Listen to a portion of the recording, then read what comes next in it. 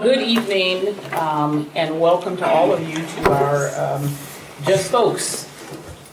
This is we want to give thanks to Mayor Steve Haggerty, who has agreed to host this. And I am very pleased. I am Patricia Effian with the Office of Equity and Empowerment. And I want to, tonight we are going to be talking specifically about race, but I want to make clear to everybody that Just Folks is a series that we will talk about all areas where inequities exist. And for the future, folks will be able to go onto our website or call into 311 and sign up to participate in any one of these conversations. It is my goal that we engage. I think there are some questions around race. There are a lot of questions around race that I don't have the answer to. There are many who say that racism is alive and well, and there's others who say that racism does not exist. And that we continue to create problems for ourselves. So I'm thankful, Mayor Haggerty, that you would host us tonight, and I turn it over to you. Well, thank you very much, Pat, and thank you guys for coming. I know some of you guys around the table I know, and there's a couple here I don't know as well. But yeah, I think this conversation about race and just this whole concept of equity and empowerment and what we're doing here in Evanston is really important. And there's a lot of communities that aren't, having this conversation. So I think having the conversation is important. Where I would certainly like to see things lead and eventually get to is. We live in this diverse community, and I said this a lot during the campaign. I say this as mayor, and many of us made a very conscious choice to live in a community that's diverse in a lot of different ways, socioeconomically, racially, ethnically. And as wonderful as this community is, I think there's a long way still to go to making this really an inclusive, community. In those regards, and so anyway, I'm excited to be a part of this conversation, and I really appreciate all of you guys, stepping up to be part of the first one, because this is an opportunity really to help model the kind of deep dialogue, hopefully, that we can have. Thank you. And so, as I shared with many of you, I was very intentional about not doing name tags and not outlining our list of credentials, because what I wanted tonight was not our credentials to come to the table, but rather us and our lived experiences, our shared experiences in the community. My hope is that as we go along, our stories, our individual stories do come out. I am asking that we respect that we will not always agree at this table. And that's a good thing. It's how we work through that, but that's a good thing. And so the goal for tonight is to have open and meaningful dialogue that allows us to begin to delve deeper into this issue that often brings tension into a room. And so I'm going to start with the question for anybody. Does racism exist in Evanston as you know it? I'm not talking about what you may have heard from others, but for those of you in Evanston who live, work, or play here, does racism exist? Yes, it does. Yes. My first experience with Evanston was racial discrimination. I was moving from Illinois, Pekin, Illinois, to take a job at the telephone company out in Park Ridge, Centel Corporation. I was working, my partner was not at the time, and so she was out scouting, trying to find a place for us to stay in Evanston. When we found a place that we thought would be good, she had made all the details out, and when they met me there, it had been rented already by mistake. Sorry. That was my first exposure. That was about 30-some years ago. But yes, it was here and there then, and it still is now in some respects. And a lot of that I think you see with inequity of treatment, things that happen through the police forces and how policing takes place. Those things are major challenges still today. Well, when I first moved to Evanston, I was living in Pilsen, in a little village, but I kind of spent all my time in Pilsen. And I was used to say hi to everybody and greet everybody, and I still do here in Evanston, but I see that everybody turn away or put their head face down. But the first time I came, we got this house, and my wife and I was changing the storm windows, and the neighbor came to me, and she's like, "What are you doing here? You know, and like, are you working here, or what are you doing?" And I'm like, "Well, we just got the house, and I'm just changing the windows. My name is Alfonso," and I introduced myself. She was like, "All right." And so since we live here in a college town, like most of the students will come and knock at the door and will be like, "Hey, can we talk to the owner of the house?" Because they always think that I'm working here.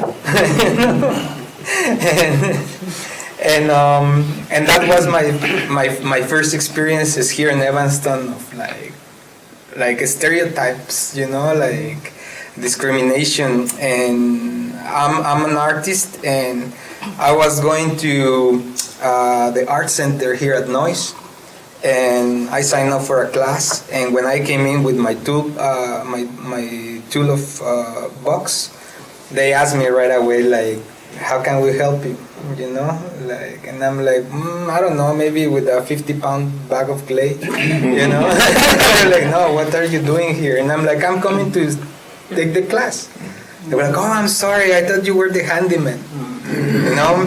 And the list goes on and on and on. Like if I'm in an art exhibit and somebody spilled their drink or something, they right away ask me, you know, for some napkins or bring them up. And I'm like, what? Why me? You know, and it's the stereotype that people have, like, all right, the Hispanics and African American are the ones that have to be working, you know, like, I don't know. But that's my experience in here, and I don't know, maybe I can give the word to other ones because I have a lot. I would add, I think that from a personal perspective, I absolutely experienced some instances where you question it. I really tried to gauge, and it's probably not something I can do, I try to gauge intent. Okay. Because I believe there are some things that are very clearly racist. I think there are other things that are very clearly ignorance. And by that I mean just a lack of context of African Americans, particularly African Americans, especially a big, tall African American man. I'm always seen as aggressive. And one of my experiences early here was on a Saturday, our children were having a fall fest at their school here in Evanston. And I took them in between some things that I had going on at the church, and was dressed probably very similar to this. And two other parents, white ladies. One lady who probably thought she complimented me, told me I looked very nice. Like I was going to a job interview.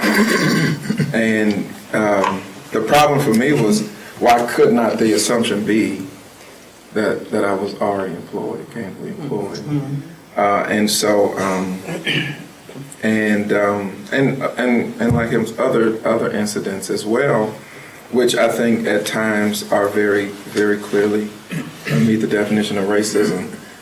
I try, and I'll be honest, sometimes I'm hopeful that people just don't know, and some of the things that they do are kind of based off of a lack of understanding and lack of information. But I do believe that there are some issues here. I have a friend who has a barber shop here in town, and a black barber shop, and I'll go over to Church and Dodge, and I'll walk in there, and everyone thinks I'm a cop. Oh. So, and I go down to St. Sabina for church, and a woman, I went for like 10 weeks, and somebody leans over and she goes, "Are you a cop?" Wow. And I said, "No, I'm not a cop." And so I'm in her phone as Pat, not cop. Oh, wow. So I think it's exposure. I think it's what playgrounds do we normally play on, and I think it's honest and it's a mistake, but it's, I don't know, I think it's natural. I honestly think it's a natural thing. To depending on where you come from, everyone here comes from different places. I would say, and so people are fumbling to try and connect. I don't think you choose to come here and then not. I always sort of take it as more time. We need more time together, right? Well, and I mean, if you're honest, if I'm just listening to you, I have mixed feelings about this, right? Because Piloto, it's so, somebody mistakes you for a janitor. Yeah. I mean, it's harmless. They haven't called you out of your name or done anything intentional. Monte, someone compliments you on the way that you dress. Those, if I'm listening to it, those on the surface just sound like you might be a little bit sensitive. And I'd like to talk about that a little bit, because the reality is when you live constantly under the expectation that you're less than, when you're constantly as dressed as you don't belong here, you don't fit here, there's a cumulative effect. Yes. There's a net effect that I don't think we always talk about. And so I'd like to talk about that a little bit. I mean, I prefer to be called Pat, but I always have to pull my credentials out to prove who I am. I have to go and say, I'm Reverend Dr. Patricia, I have this degree, and that doesn't feel right to me. I would rather just be Pat without having to prove that. So can we talk a little bit about the cumulative effects of some of this stuff? Yeah, I'm glad you raised that. So I'm a part of a national leadership institute for public health equity leaders, and I had just come back from a retreat. And we were having a conversation. We were doing some racial affinity work, and that was my first time actually being in a racial affinity group, which I was in a group that was isolated, people of color, and the other group were isolated as all white. So we were removed, we were in two different rooms doing this work. And what was interesting, what you said was I shared some things that I had experienced professionally, and I kept sharing, and what was profound to me was the facilitator turned to me and said, and you've managed that at what cost? And that struck me because I realized in that moment that I have navigated some waters that were deeply hurtful to me as a professional. And I kept figuring out how to overcome, manage it. And it has cost me some assaults against my health. Mm-hmm. You think that I've resolved that incident. We've talked about that incident, even though it was resolved because it may have been talked about or not. But over time, that accumulation, and the best way I can describe it, because how I feel now is it's an assault against my person. It's an assault against my psyche. And so it is over time, the cost is that I've had this chronic bout of fatigue and this chronic bout of sickness, to the point that my colleagues are saying, you know what, you're the sickest public health director I know. But I do all that. I eat healthy, I work out, I'm a really conscious eater. I'm intentional about my workout. I work out 6 days a week, so I take vitamins, and I do all these supportive things, massage therapy and acupuncture. I've seen your husband, and it's amazing that all the things that people see me do on the outward side, the inward soul of my person has accumulated all of this assault. And the manifestation of that is I'm chronically ill. Sure. I can't recover to be well. And that bothers me. That really disturbs me, that it took someone I never met before in my life to say, but at what cost? What is it costing me? So to your point, I think there are, and to your point, there are some ignorances that people experience, and there are some, I think, Patrick, you used the word stereotypes, I think I heard in this space. But at what cost are we taking that in? And how do we internalize that? Whether it's ignorance or bias, how are we, at what cost? And that's what's the concerning part about it. Could you say a little bit about what part or parts of you feel assaulted? Anytime there is a racist event or racism, or I'm racialized, because sometimes for me, when I say a racist event, then I'm looking for the racist. And when there's a system in place or a structure in place, that's more than a person. When there's a culture, or that's bigger than one person. So when things happen and I have those experiences that for me are incredibly unfair, unwarranted, unjust, no justification, that's an assault for me. But where inside, what emotions?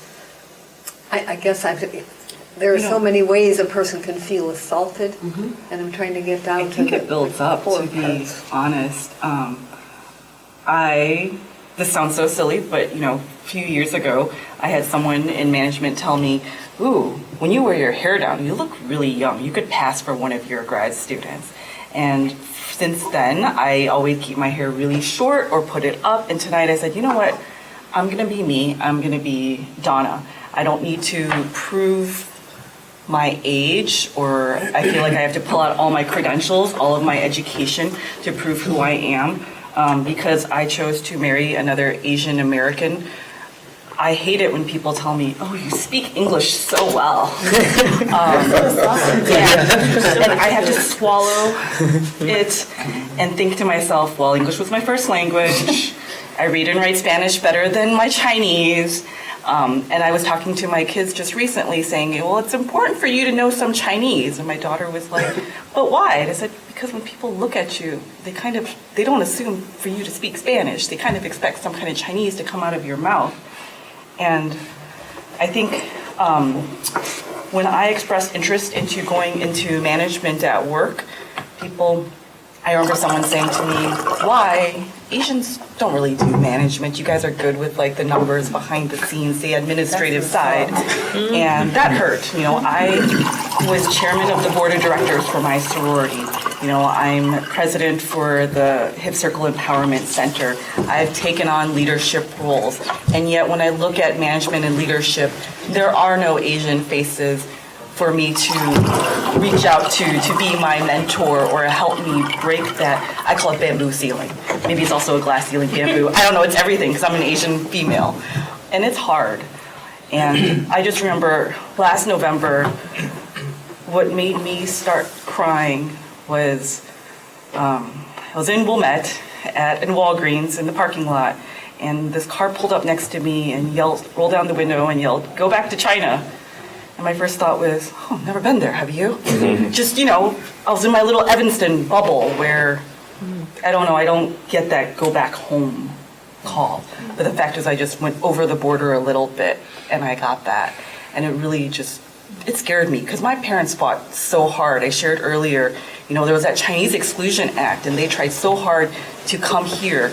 I mean, that was just, 30-some years ago when we only allowed 105 Chinese-speaking people to enter this country a year? I don't know. And it scares me because are we going in that direction? But it does. It builds up on the inside. My husband's an acupuncturist, and I run a lot. I do a lot of stuff. I'm always in school. Another certificate, another grad program. And my husband was like, "You need to do stuff to bring things down. You need to release because it's just building up inside, and you're getting sick, and you're making yourself sick, just internalizing it all." So, and sometimes you don't know you're internalizing it. Yeah. Well, Jabbar, I want to ask you, put you on the spot for a second. Because you do work with the university and are a leader in this field at the university. Help us understand that we're talking about a mother with young children, educated, and says to us as a group of people sitting before her that I broke down and cried. I broke down and cried because of the way that people talk to me, the way that people see me, and the constant degradation I feel. You work at the university. How do we fix this? Well, I think we can address it by first acknowledging that it happens and that we are not all the same. Even if we work in the same space, we look different, present different, have different perspectives and opinions, and just different experiences in general. So I think acknowledging the difference is the first step. We do a lot of work with our undergraduate students to get them to be more confident in who they are, but also more empathetic with those who are different, who have less than the other. And we do some of that work in the faculty space. We haven't done enough in the staff spaces, which is where we both work, honestly, to really help to address those issues. But I think hitting the issues head on, acknowledging that there are great disparities of different kinds amongst people based on often just your color or your sex. And people maybe haven't given the opportunity to advance and to be in leadership positions and so forth and have certain responsibility based on factors like that, or visible disabilities and things that has to change. And if we struggle to even talk about these issues, I mean, to have to listen to a mother, or in this case, Donna is a mother, a wife, a woman in her own right, to hear what I receive as some pain, some hurt. How do we get beyond that so that we can all engage in meaningful ways about finding a solution? Because we all need to own, this is a communal issue. And Evanston, we proclaim ourselves to be very diverse, but you hear the other conversation, there are two Evanstons. And there are many people on one side of Evanston, and I don't mean geographically, there are many people who just they have no understanding of what this means. How do we penetrate into their world that they might experience the reality of others? And isn't that what the question we have to be answering is not so much that I want you to respect me enough you don't have to agree with me, but respect that I'm a grown woman and I'm telling you that I sat in a parking lot and cried. And I sat in a parking lot and cried not because this was one incident, but this is the reality I live day after day after day. I live out in Skokie, and I live in a condo, and my husband and I are the only people of color, well, they're the only black people in the building. I think there are 3 or 4 other families of color, but we've been there for 3 years. And when we pull up, what I love about the building is we're very respectful, and we really don't let strangers into our building. I appreciate that. However, I can tell you that my husband and I, we might park out the front and don't have garage access, and as we're coming toward the door, you can see people hustling to close the door quickly before we get there. Well, if I share that story, people who don't have that lived experience say, well, come on, I mean, you're being sensitive, or how do you know it was racist? How do we identify racism? And then how do we help the other understand our lived experiences? Anybody? I just wonder, do individuals like that even understand what they're doing? Yeah. You know, it's so reactive. I think of when I was in college, hitchhiking home from University of Iowa at that point, out with my thumb out, and the car came by, and as they came by, the woman locked the door on the highway. I was like, I'm super going to dive through that window, what the deal is. But literally lock the door, you know? So, to your question, and how do we really get to the people? I think the stuff that we're doing right now is what's important. I think that a lot of folks don't understand, say, the incarceration rates that exist, the disparity that exists there. They will say, yes, they're doing good police work, but why is it that you would end up with certain people, blacks and browns, who, for the same kinds of offenses, have a different experience with the justice system? And I think that as you have conversations like this and you talk about these things and try to understand what is it that creates that pattern, and somebody mentioned it before, we're clannish. We are clannish. And that's a big challenge for us. When somebody that looks like me goes in front of the justice system, and let's say I'm a young man, the age of my son, who's brown skinned, the judge who might be white, can he relate to that person? Would he see them as, it's my stupid nephew or my son, give him a break? Or does he look like someone else that you just say, no, he's very different? And I don't think it's even conscious. Yeah. But a different thing wraps out for that person. Mm-hmm. Those are the things that we have to explore and begin to talk about. And people of good heart, I think when they see and understand these patterns, They will want to work to try to figure it out. What is it that I'm missing?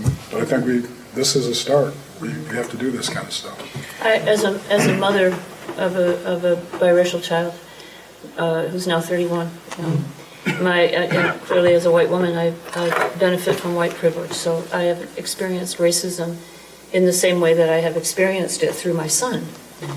And it's not the same to have been discriminated against as potential renters, but my son is my heart. So, and having watched him grow up in Evanston, and we chose Evanston as a community that we wanted to raise our family in because it was diverse. It wasn't clearly not integrated in its diversity, but we chose a very integrated neighborhood to raise him. But we are learning so much now that he's older and he can share with us what his experiences have been.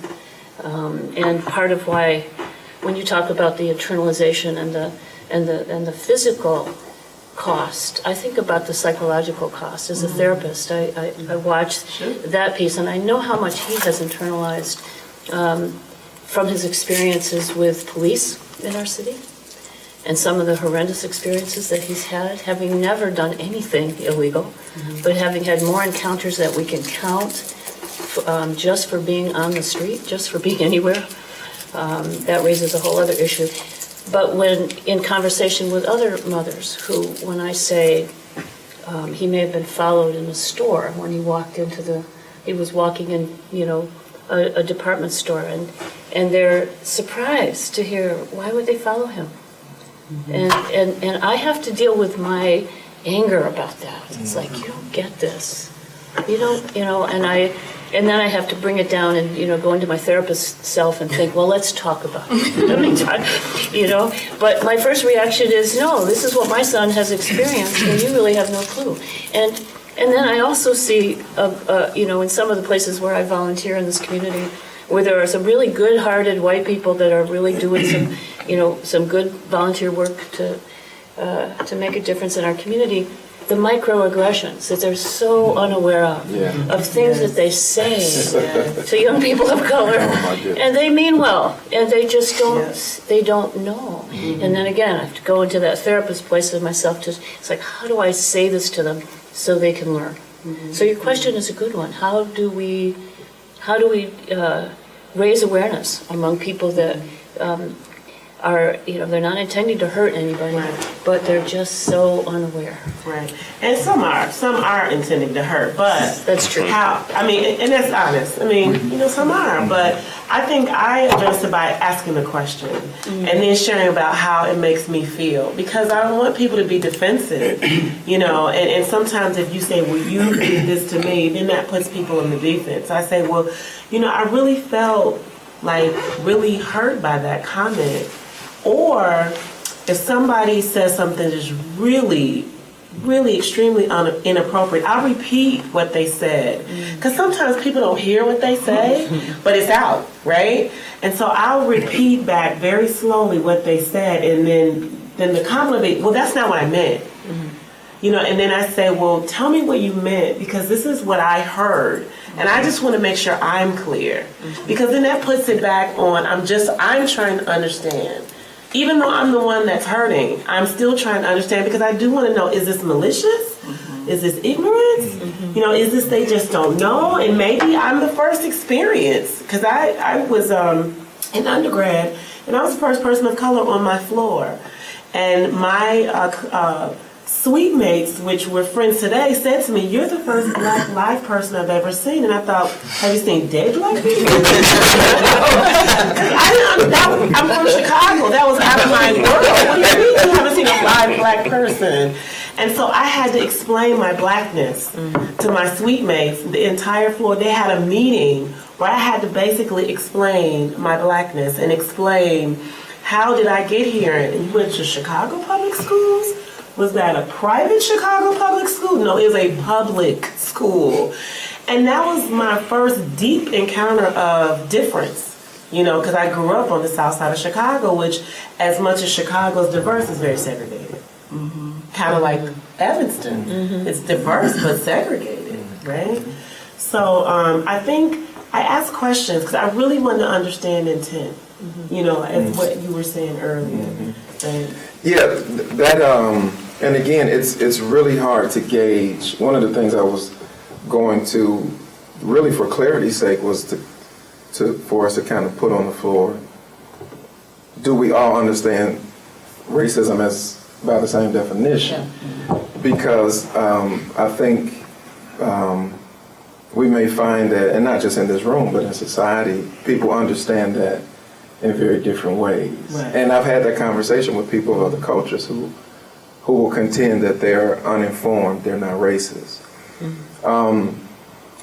So that intent piece is, the challenge with it is it hurts all the same, whether you're racist or you just haven't been around. A lot of people like me might feel like, I just checked out at the store, you were in front of me. This happened to me at Jewel last week. She, older white, she fumbles in her purse so that I won't walk out behind her. And so I'm trying to figure out, like, is this really, and I considered having an interaction with her just to kind of, but I didn't want her to misinterpret that. And so I'm really trying to reconcile, like, does this lady really not like African American people? Or is maybe some level of media understanding that she has about blacks fed that, and maybe she doesn't hate people of different colors, but she just is uninformed. And so it's really difficult to do that.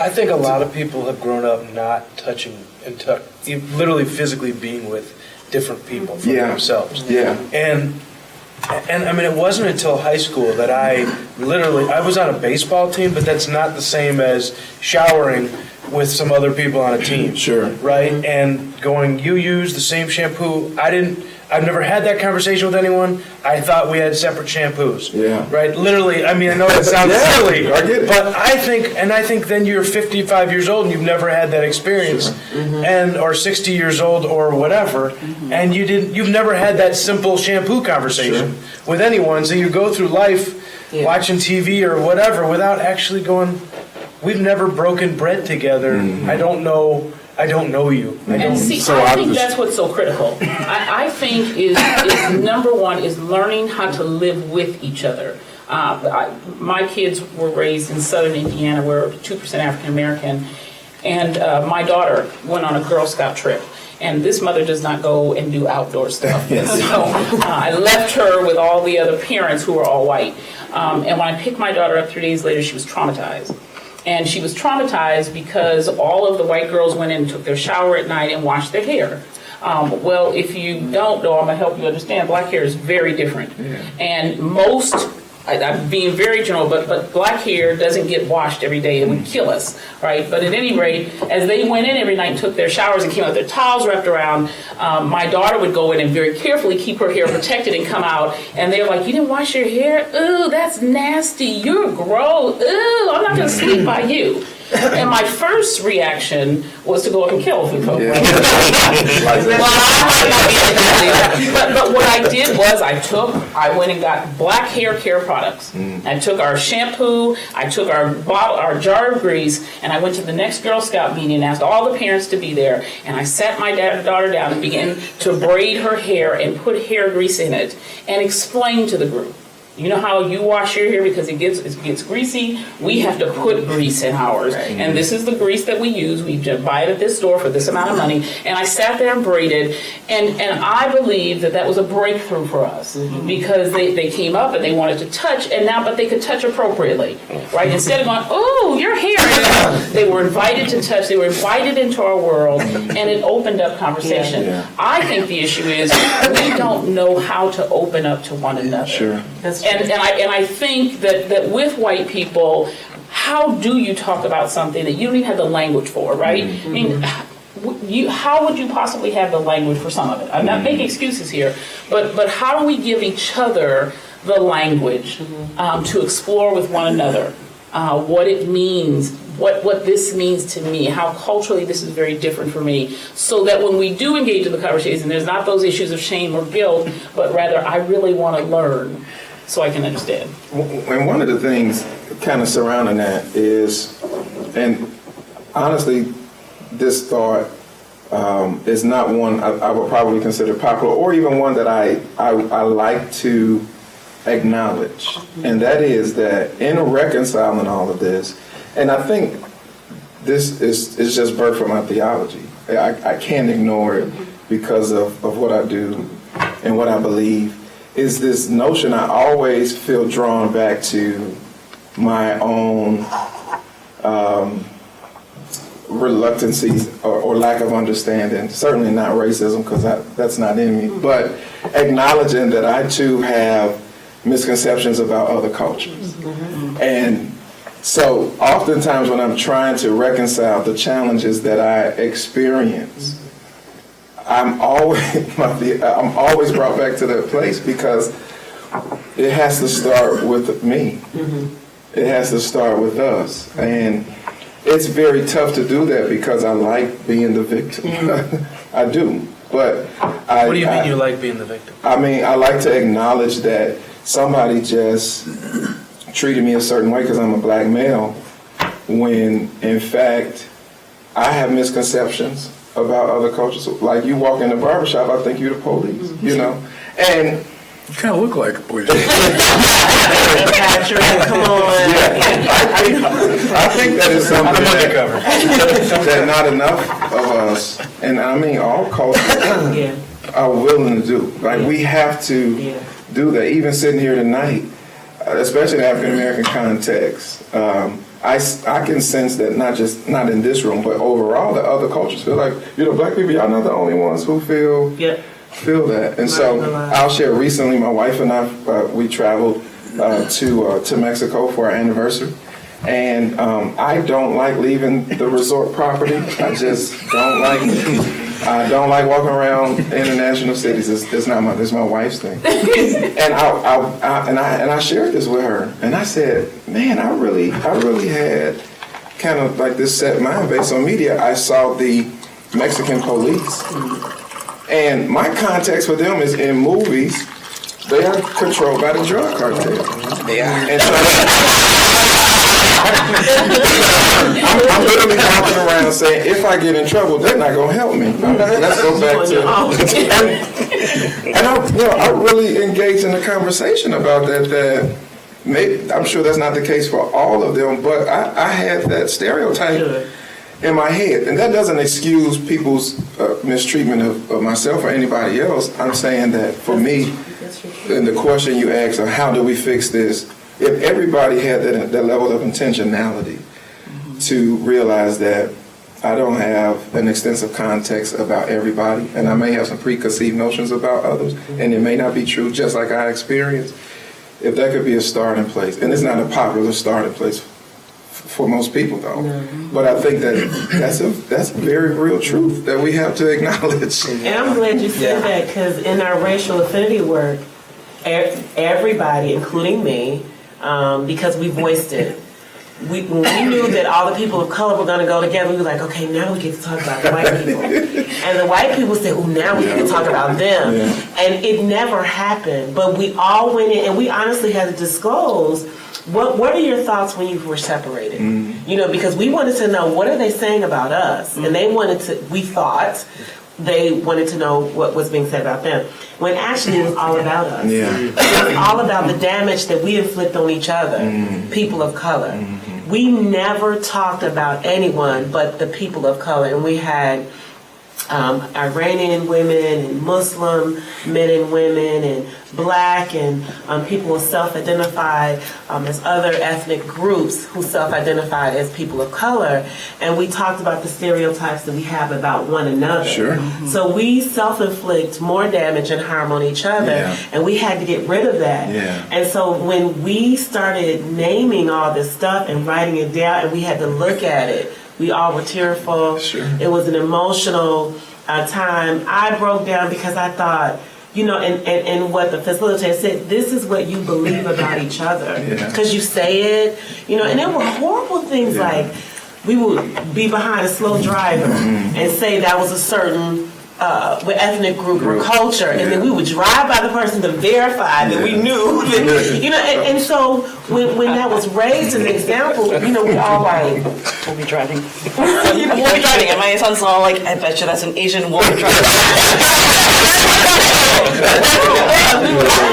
Well, we were horrified about the things that we thought and said about other people of color. There's no getting past, That's- we all have that. Yeah. We all have that. You can see You can't it, be man. here and not have that. And the danger of it, even for the ones that, for minorities, for example, you internalize so much of You that do. stuff, you know, and You you do. spend so much time working beyond the barrier just to be the regular person at the table. The different. And as you said, what it took to get there, you know, and the different slights and different things that happen, you know, even to the extent you might sit down in your own neighborhood with people that you know, having dinner and something and having a conversation, and the person will say, "You are so articulate." Racial I said, you know, microaggression. and not to jump on them, I said, yeah, I can put together a couple sentences. Her partner was like, shit. You know? Evanston is so focused on being a safe place. I think sometimes we are focused on being liberal and political, and people don't realize what they're saying. So I almost want to challenge Evanstonians, like, let's get out of this safe, liberal political space. Let's be in a brave space, because when you're brave, you're taking risks. This is Brave to talk, listen. And it scares me, filmed, 'cause Ivana, things it scares me that Ivana says this is brave. I mean, and I agree with her that this is brave. And I've done this work long enough to know it's very brave and it's very bold. But it scares me. This is brave. With as much work as we have to get done, we are just sitting down to the table and saying that having some open dialogue is brave.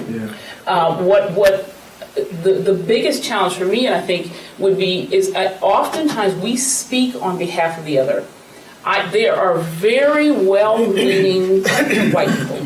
They're very well-meaning people. Let me for a minute say there are very well-meaning white people who see and feel the pain of the other. So much so that they want to fix it. I mean, and isn't that who we are called to be as a person? You know, I see Ivana sweating. I want to give her a napkin. I want to get her a glass of water. But what happens in being well-meaning, we begin to think for the other. If I give black people this, it will fix it. And I think part of what we have to learn as peoples is how do I hear what Ivanda really needs? Right? As opposed to saying, well, she needs a napkin and some water, because then I continue to marginalize Ivanda, never allow her own voice, and I'm a good person because I fixed it. But I haven't gotten to the underlying issue, is that Ivanda's having an anxiety attack because of all the things that she's experienced, and I just want to give her a napkin and some water. It may alleviate her symptoms on the surface, and it allows me to turn my eye back and go, okay, now let's get to some real problems. I would suggest that as a city, the way that we're going to get to the real issues is by allowing those people who have been voiceless to have voice. The problem for me is that sure slows down my process.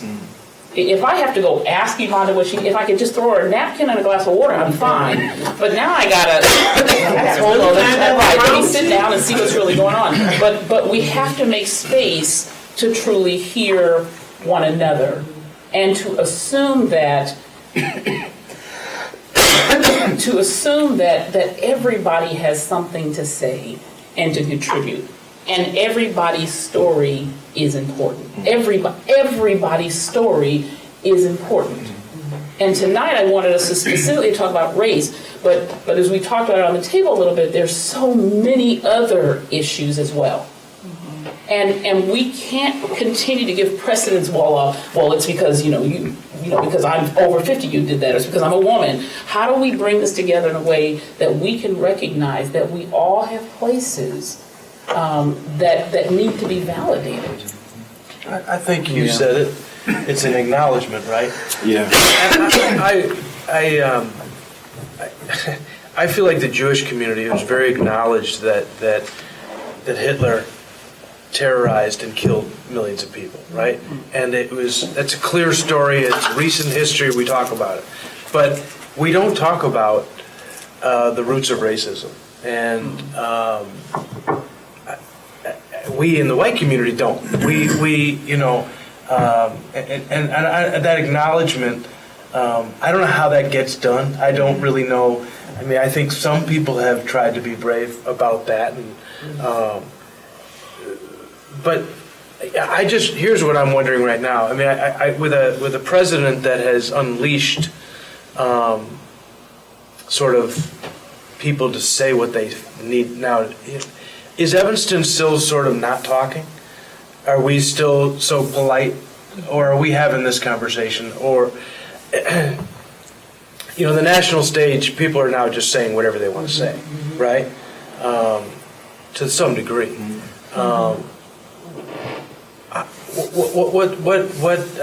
What do we need to have here in Evanston for everyone to feel like they've been heard, and we're sort of we're resetting, and because some stuff happened way before all of us were even around, right? That I'm not responsible for, but my skin color tells me that I am, right? Your color has a privilege that makes it so wonderful to move through the world, generally. And many of the things that the brown people will see, you will never understand that unless you have the dialogue and understand, as I was talking before, about the patterns that exist. And the things that is this world today, that so much of that was built on the economic power of slavery. Huge fortunes were built, which are still successful, that come from that. And these are things that are in us here. And I've never been a person for reparations, because I figured once they did that, they'd say, well, that's fixed.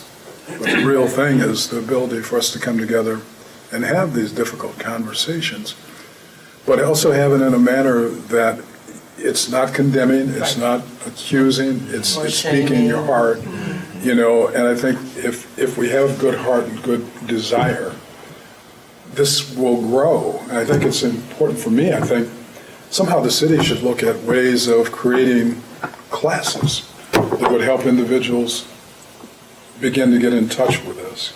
Just offer them, put it out there. And you both just said things that I've been mulling over. I've been taking notes on words that have come up. The word assumptions being the cause of a problem has come up over and over and over. The term the other.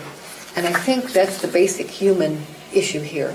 That as human beings, we are frightened of the other. Yes. And if I were to go into schools or temples or churches or any place where there are children of teaching age, I would love to hear somebody good at it say, let's talk about how you feel about the other. Who is other to you? What makes them other? How do you feel about them other? Does it scare you? Do you think it's exciting? And I would love to focus on this otherness. I was told by a minister that the Bible the Greek has two different words for other. One of them means, man, you're kind of like me, but you're not in my family. The other one is scarier, that is, you're not like me at all, and I'm afraid of you. Yeah. Wow. And this otherness, I think, is a really essential thing to start talking about. And I think that, I think having that conversation about otherness allows me to be free to be me. Because often the microaggressions that we talk about, what they say to me is, you're good enough to be like me. So when you say to me, I don't see color, that's deeply hurtful. Because first of all, what is no color? It's white. So I see you as white. I don't recognize your differences, right? I don't recognize your differences. And what you see quite often is you see these little kids who come in and they go all day long being told that their other is not good enough. So that's why it's wonderful that you're articulate. What you're saying to me is, I can understand and I can relate to you, so you keep being articulate because that makes you like me, right? And so it is getting to that otherness. And the reality is, wow, we have a lot of work to do because we haven't done the other work. I'll just say to Pat's point about the acknowledgement piece and about who needs to say what. And I think for the country, it's going to take prominent white people, Absolutely. prominent, as we say, cisgendered, heterosexual white men to really say what the root of all this is, but not only the root of it, but what drove that creation of race to separate people based on sort of an outward appearance that then could be used to either lift one up or to put the other one down. And I think, at my institution where I work, it is President Shapiro who has to call out these issues, which empowers people to talk about it and then have conversations and dialogues and create spaces like this. And for the city, it would be the mayor. But I think we need to understand why we're calling it out and be ready to sort of deal with what the impact of that will be. I'll also just mention quickly, so I joined earlier this year the Evanston Community Foundation Board of Directors. And just before I joined, they went through a strategic planning process and are now, and will moving forward, be looking at our work through a racial equity lens. And I think it's important to call race out. I mean, there are many other things that we need to be thinking about when you think about members of underrepresented groups, traditionally, historically oppressed groups, and so forth. But because everything in this country is and has been racialized, it's extremely important to call that out. And the last thing I'll say, and I know Piloto has something to say, is that you think about all the time that we spent within this system of organized race, even slavery. And that we've only been out of this sort of official legal system in that form for a little over, 150 so years. Maybe even less when you counter the fact that Jim Crow came in. Well, that's what's in the shackles, right? The physical shackles. I mean, there is, of course, this. I have the book, The New Slavery. There's Slavery by Another Name, and there are all these other books. But with that said, I think it's going to take more time to get where we want to be. But there are many things that everyone has to do intentionally and consistently to combat that. It needs to start. Sorry, go ahead. No, go ahead. No. Well, I just want to say that and a big part of it is ignorance, and I could see it like when I was making the mural, like even the whole process to come here to this room, and this white lady take over and do and say what she thought I wanted to say, and to take. I was the artist who's gonna make the mural, and she's taking like the lead, as like to say like, yeah, we can do this and we can do that, and I'm like, hey. I'm here, the one who's gonna make the work, like. So I have to really do my work, and you have to respect me as an artist, like, so you can hear what I have to say, but they were like, when I proposed what I want to show, first it was an idea of this Lucy Gonzalez Parsons having a conversation with this little girl. And they were like, no, nobody's gonna relate to that, an older person with a little girl, come on. And then I was like, come on, an older person with a little girl, it's connected, And they were like, no, maybe do only the little girl, but you have to do it with a face, like more generic face. And then I was like, what? More generic, then that stuck to me, and like I'm like, is this a pharmacy, or like like Tylenol, there's like a Walgreens brand or something like that.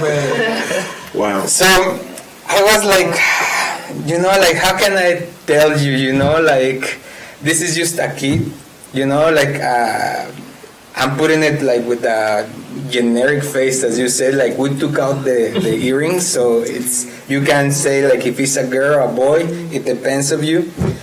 But then they kind of accept it. But then I start having like emails coming and saying that some people, I'm not gonna say names, but some people wanted to have a conversation with me because I'm not being inclusive. So this person passed by one time, and then he said like, hey, like I just want to invite you because like there are some conversations about this mural is not being inclusive. And I'm like, what do you mean? Like I'm making this plant, it's about this dandelion. And this dandelion is a plant that is very mistaken as a weed, and it's a super plant. It's a powerful plant. This plant can cleanse your liver. This plant is very good for your health, and it's like a super plant. So we here are just like killing it with like Roundup and all these things, and we're killing our environment. The same thing with this, I'm making this girl or a boy, it depends how you want to take it, and I'm putting it blue, I'm painting it blue. If it happens to have like African American features or like facial features, yes. And you don't feel inclusive, like if other people don't feel inclusive, then they have an issue, because we have grown up like seeing TV advertisements and all this, and it's all about white people. And I have to identify myself with them. But when we come to the reality, it's not, But I see that you if you don't feel included, then who is not my issue, And it's about ignorance, and I can see like this 45th president is the mirror of this society and the whole world, like because everybody has 145 inside of us, like we can be racist, we can be narcissist, we can be arrogant and ignorant and angry, for many reasons.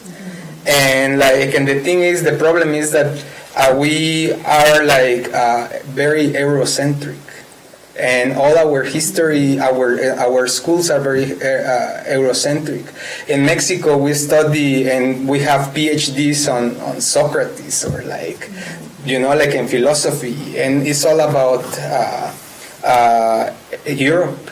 When we have our own thinkers, and the same thing, like we don't acknowledge that like all this Eurocentric history has been taken, like all the arts, the history, and from other cultures. Like they claim, I don't know, that they invented the print, and it's like, no, Chinese people were printing paper like thousands years before, like, and many things like this, music. I mean, it's all like very how do you say this? Like it's like a melting pot of different cultures. What makes us today? That's what I want to say. Like we need to acknowledge other people. Like if these people that doesn't like to go out of the resort, maybe they can be out for a little bit to see what's going on there, because like I bet like if you go out, people are gonna tell you, oh man, you play basketball.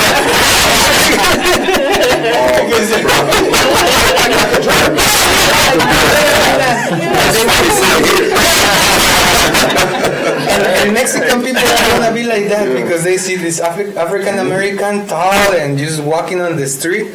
When we have our own African American, like in La Costa Chica in Guerrero, it's a very impoverished communities of Africans. Like, and they don't go out there because there's a lot of racism. Like if you're indigenous, they discriminate against you. You're black in Mexico, you're discriminated too. And if you are like black or indigenous and you're trans or gay, then it's the worst. Like No chance. But something you said that I want to resonate or amplify is, why is the benchmark not us? I mean, when we look at for disparities work, like with the school system, achievement gap, it is from a racial standpoint, but then the benchmark is the social dominant group. Why is that the benchmark? That was the design. It was, yes. And so that is what needs to be unpacked, right? What was You that? need classes of ethics. You know, because ethics goes with politics, ethics goes with art, ethics goes with everything. Ethics, politics, and art should be together all the time. You know, because like through art is how we express ourselves as what is going on. But if we only put like I don't know, Despacito or something like that to our kids, they're just gonna.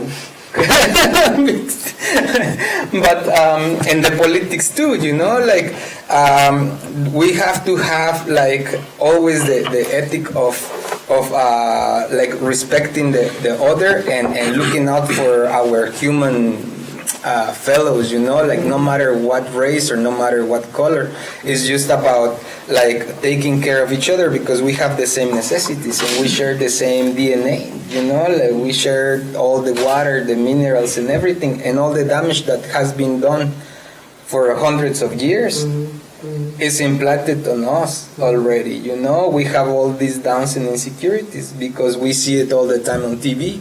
You know, like if I don't have like this new iPhone or I don't have this this jacket that has like this new one that all the students have like with the boost thing, they kill a fox for your jacket and you're paying like 1,500 for that jacket. That is like a symbol of like to being an arrogant, ignorant, and like greedy person to have one of those jackets because you're killing a coyote,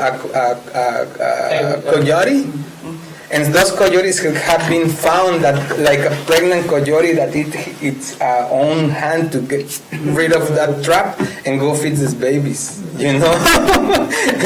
But let's talk, and let's talk a little bit about, you know, because you asked the question, why does that have to be the standard? Yeah. But let's talk about one of the reasons I believe that racism is alive and well is because of decisions, is because of desires, is because of needs. Right? When I talk about inequity, when I talk about equity and looking at this new position in the city, one of the big things is, but that means we have to give up something somewhere else, right? And who wants to give up something from somewhere else? And if we say look at our budget through an equity lens, well, that may mean we recognize that historically X street has not had any investments in it, and so now we've got to invest a larger amount into X street. Well, take something from. Well, and that's what I was going to say. That's going to take something from H Street. So we agree that X Street needs something, but when we look at let's agree on that. But then we begin to look at allocation of resources. We realize wait. But that means we're going to have to take something from H Street. And H Street is a beautiful street that's been well maintained, and we don't want to now let that go downhill. So then that impacts. So there are two separate issues. It's the issue that the problem exists, and then how do you fix the problem? Well, who's on H Street? Well, and see that becomes the question because That if won't H Street, change. well, if H Street's been taken care of, Yeah. that suggests that there are valuable persons that live on H Street, right? And there's a different weight of value on people who live on X Street. That's right. And so when the decision is made, even though we all agree that there's a lack of investment here, but that means removing some of the investment here. And you know what? Ironically, removing the investment here, it still may be okay. Well, okay, it's not good enough though. I mean, no, really. Or it might be at a standard that whomever is in power has said, you know, I mean, it's very different. Well, I think that idea is essentially, as you were talking, I'm sitting there saying, do we really want equity? If by definition equity is we're willing to give everybody however much they need so everybody's on the same level, whether or not we have to give this person 3 and this person only needs 1. I mean, we're saying that, but Are we doing it? because that is what is going to have to I happen. think it depends on who's in power deciding on what the equity is. Like And the if they're whole- living out equity. Now, let me go ahead. Sorry. So, Paloma, when you were talking about how you were the artist. You should be the director commanding exactly how the mural goes. It's not like you're going to go to the mayor and tell him, I don't really like the budget. I don't think this part is being equitable. You need to change it. Otherwise, you're not, accommodating. It's not like they said, well, they probably said something similar Well, people to come to me with all sorts of things. So, yeah, that could, and I would say to them, okay, now to get, to implement that, you need to get 5 votes. Right. From the city council. And so you play out, what Pat just said Right. about, let's just say it has been inequity about how we maintain streets in different parts of town. And so that example that she gave, let's just say that the reality is, wow, you know what? 80% could even be higher of the people that live on that leafy, street that she talked about, they vote. And on the other street, in the other part of town, you know what? 25% of the people vote. Okay, and so again, when you look at the power structure or whatever that's set up electorally, you are asking people at times to vote against what might be in their best, political interest if their interest is to get reelected. And I've talked to Pat about this. I mean, I think that we need to effectively communicate why a united community is so much stronger than a divided community, and that we really have to make the case. Because I think if people hear that and can understand it, then they potentially are more willing to give up something that they may have otherwise received, because I'm getting something bigger. I think about it a lot in terms of the growing inequality in the country, and I'm not a fan of this new tax reform bill that has just gone into place, because I think one of the major issues of our time is the growing inequality. And I can't see in any way how this new tax reform bill is shrinking that inequality and reducing it. And so, I think that, that to me is first and foremost, as, we're thinking about the decisions that we're making. Are we, increasing the divide, or are we shrinking, the divide here, locally?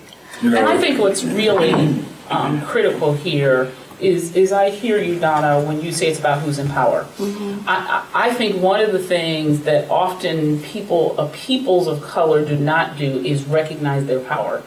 So oftentimes we stay in our silos rather than coming together. I think what happened in Alabama with that election was just powerful. And one of the most powerful pieces to me was when I heard that 97% of African American women went out and voted and turned that thing around. And someone said, wow, I hope African American women realize their power now. That this man got more votes than Obama did, right? But sometimes we have to get in such a condition or predicament that, like now that we're in, that we will finally turn to action. I'm sorely disappointed. My husband is a political activist. My husband's very involved in politics, and because he was not a U.S. citizen until 10 years ago, when he got the right to vote, my husband, you will vote. He ingrained it in all of us. But my 26-year-old son said this last election, I'm not voting. My vote doesn't make a difference. And my heart was broken, because that means we're losing that voice. We're losing that voice. When here in the city we have aldermen, and they are constantly, if you listen to them, they're constantly bombarded by constituents who want this, that, or other. And they're very vocal about that. And at what point do we as a community become vocal about the needs of the entirety of the community? I'm not going to fight for my street because it means I'm going to lose a tree. I'm going to look at the bigger picture and understand that parts of Evanston are crumbling. And this is the entirety of Evanston belongs to us. When you elevate any part of the community, it brings the whole community up. It creates a safer place. It creates a warmer place. And that's the part where I think the city has to really look at this hard. How can we do things that encourage that? And that's big leadership.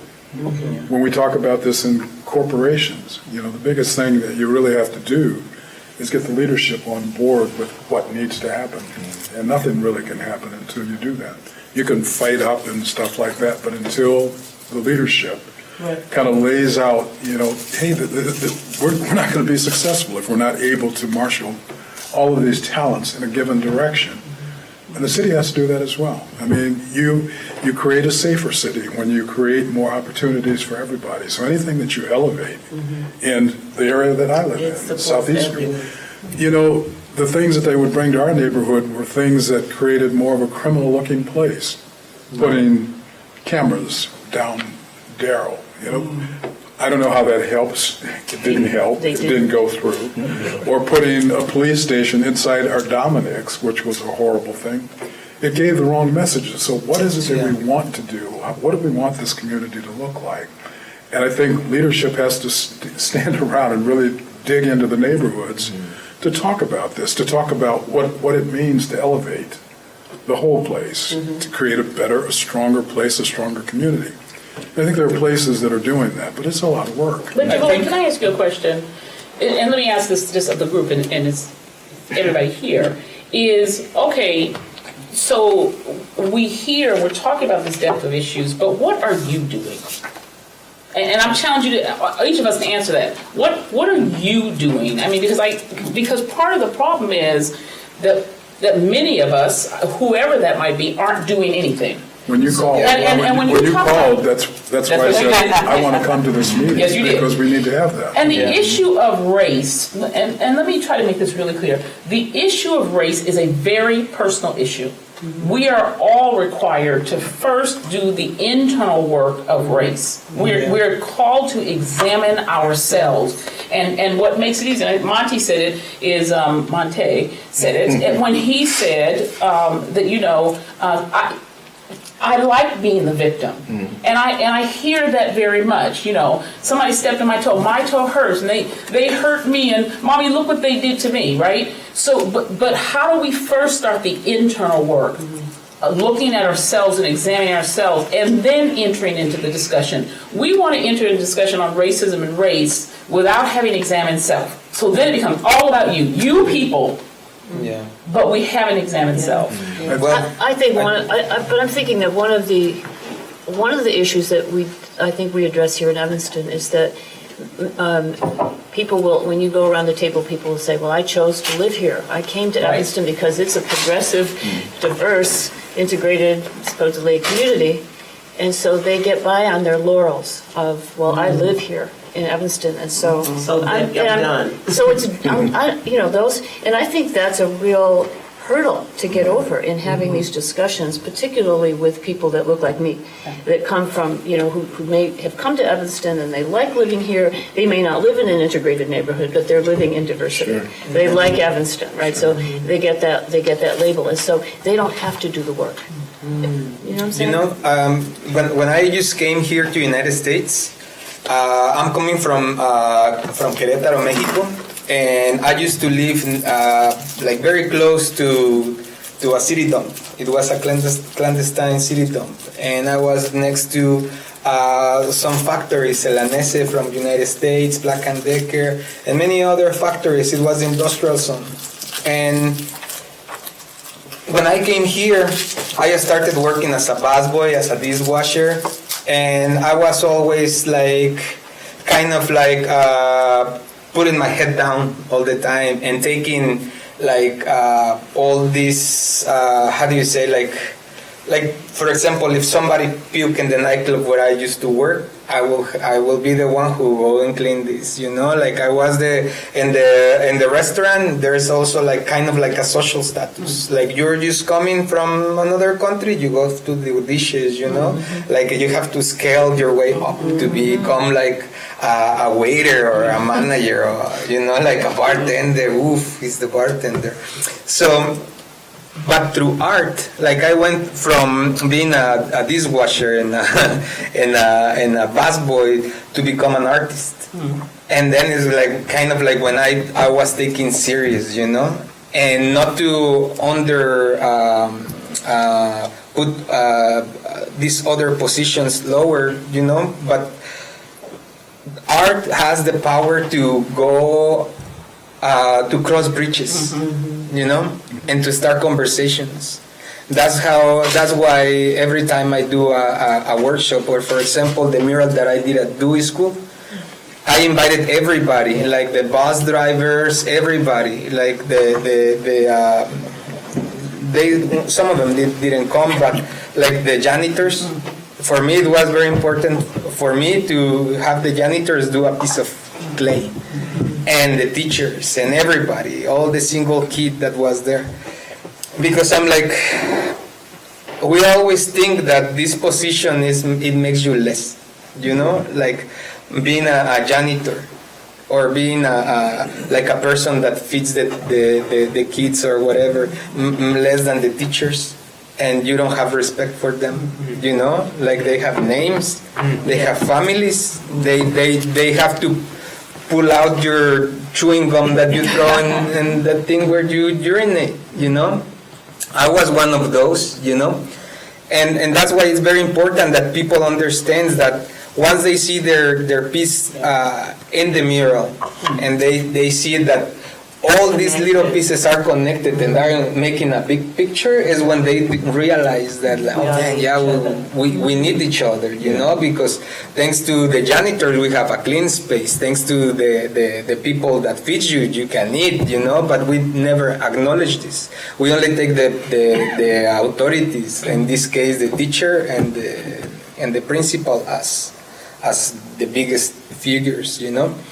And here, and when I started coming here to make the mural, I got some people yelling at me at the beginning, like, why you paint this wall purple, you know, like I just went to work and then I come back and it's all purple. Oh my God, you know, you're crazy.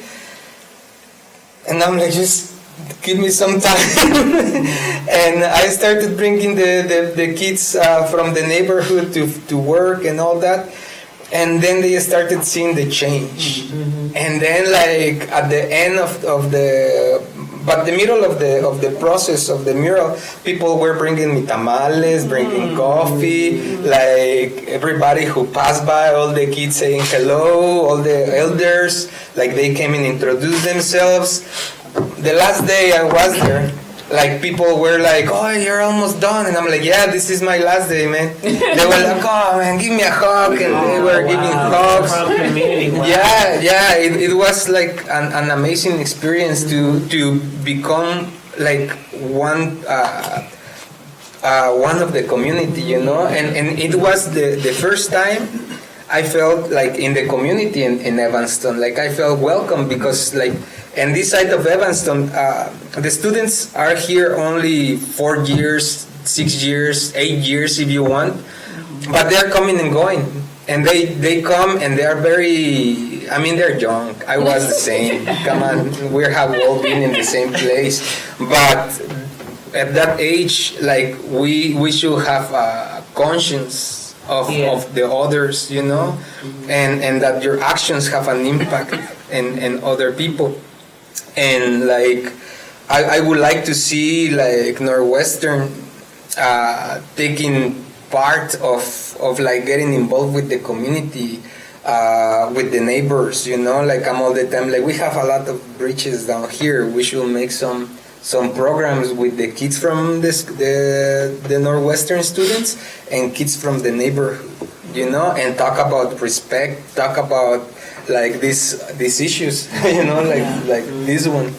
That was kind of alongside what he's saying. The question that I had, and of course for tonight is probably rhetorical, was how do we create desires for intentionality? How do we create willingness of acknowledgement? How do we get people to really to that place? Because it seems like that's a starting point, is to acknowledge that my understanding of other cultures is marginal. I may have some stereotypes or biases in me about others. How do you create great intention in people to want to deal with that? And it sounds like some of the things you've done kind of stirred up people. Even though you experienced some resistance, there were some people who kind of pushed themselves to be intentional to embrace you as a part of this community. And just, and I'm just kind of walking through my thoughts here. And again, that may be rhetorical, but how do we get people to want to be intentional to kind of deal with that and face that, and then kind of begin to build from there? I think you start with you. I think you have to be intentional. Yeah. Going back to what Pat said, the Leadership Institute, we all thought it was, I'm going to learn and I'm going to get tools to go back to my operations and fix everybody. Oh, yeah. And every time we convene, it's about fixing us. Sure. It's Yeah. about unpacking our stuff. Yeah.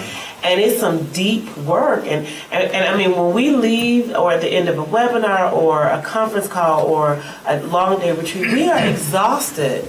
And I spent the whole day looking at me, Yeah. and I didn't even know all that stuff was in there. But until we accept our intention first, until we unpack what is our intentionality or lack thereof, we can, really, we have to own it, right? Before we can be honest and feel safe to help you unpack your stuff as I unpack mine. So I think we're so, especially, I've worked my entire career in government, there's this mentality, here I come to save the day for you. Yeah. And people are resilient despite us. And they've been fine without us. And so, but we get into this, I'm saving you.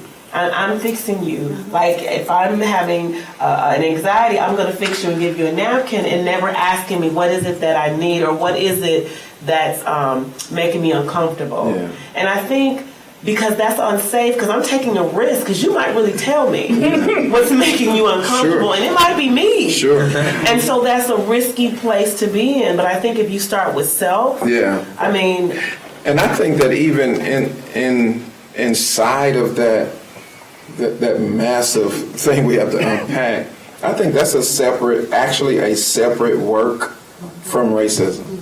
Like, racist people, I believe, are intentional. I believe it is rooted in hatred.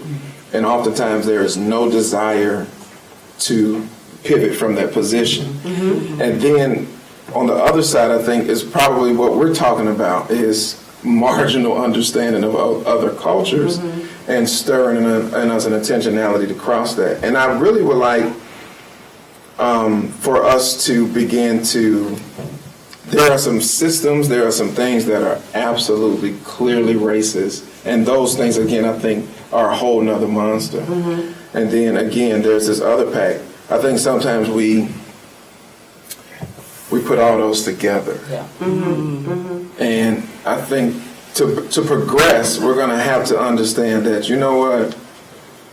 Everybody don't hate me because I'm black. Some people just have never been around black people. Or just Can I don't say like you something to because you're you. I think there's a polite culture of not engaging. I work on disability issues, and I think people are always afraid to cross that line to say, I mean, the truth is we're all curious. When you described yourself, I'm curious what you meant about what you were, But I think there's a politeness, or we're all sort of, we all raised differently, number one, and some of us have been taught to not enter that zone. So we're asking, you're asking maybe that in this whole process that we're going to enter zones that we're not supposed to enter. You're not supposed to go into the black barbershop if you're white, right? And you look like a cop.